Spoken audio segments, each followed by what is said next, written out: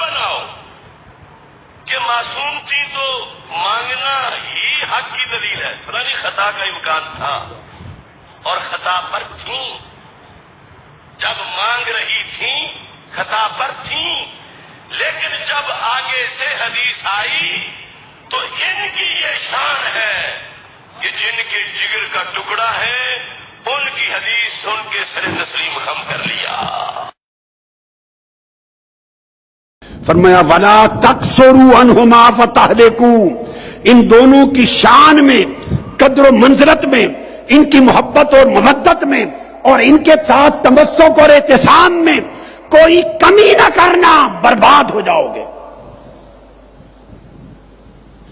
فرمایا وَلَا تَقْصُرُوا عَنْهُمَا، ان کی شان میں قصر نہ کرنا، ان کی محبت و مودت میں کوئی کمی نہ کرنا. اب یہ جو لفظ آقا نے فرمایا وَلَا تَقْصُرُوا عَنْهُمَا فَتَهْلِكُوا، ہلاک ہو جائے ہوئے.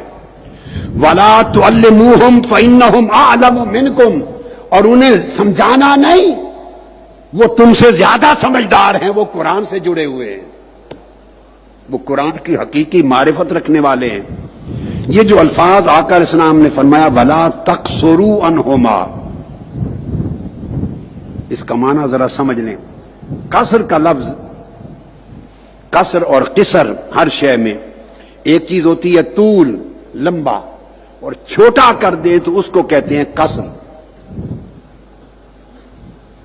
بڑھا دیں تو کہتے ہیں طول، چھوٹا کر دیں تو کہتے ہیں قصر.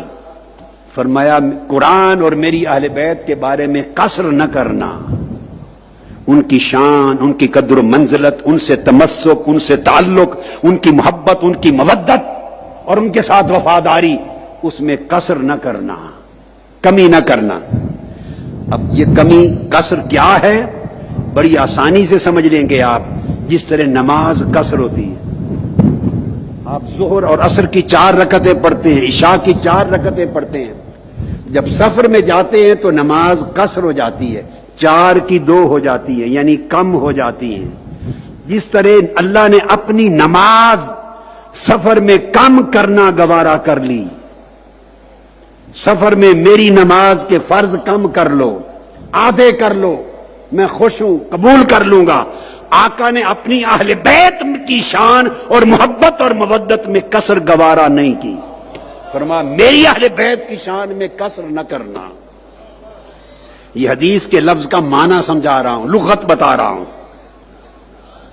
لغت بتا رہا ہوں. اور اسی قصر سے لفظ ہے باب تفعیل میں تقصیر. تقصیر کہتے ہیں گناہ کرنا، خطا کرنا.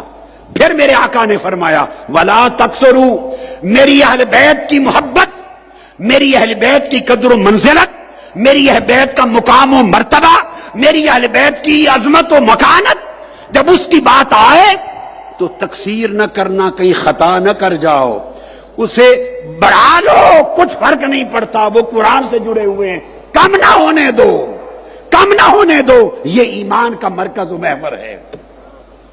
تقصیر اسی وجہ سے کم کرنے کو اللہ کے امر کی اہمیت کم کر دی، اللہ کے احکام کی اہمیت کم کر دی، ہلکا سمجھ لیا.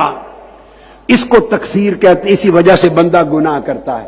فرمایا میری اہل بیت کے حق کی ادائیگی میں کبھی تقصیر نہ کرنا، انہیں کم مرتبہ غیر ضروری سمجھ کر یا کم ضروری سمجھ کر نظر انداز نہ کر دینا. آج یہ جو سوچ ہے کہ اہل بیت کا جو نام لے اس کو اٹھا کے آپ نے شیعہ حضرات کے کھاتے میں ڈال دیا. جو اہل بیت کا نام لے، جو سیدہ کائنات کا نام لے، جو حسن حسین کا کثرت سے نام لے، جو مولا علی المرتضی کا نام لے، من کنت مولاہ فعلی مولا کہے، تم نے اٹھا کے اسے شیعہ بنا دیا.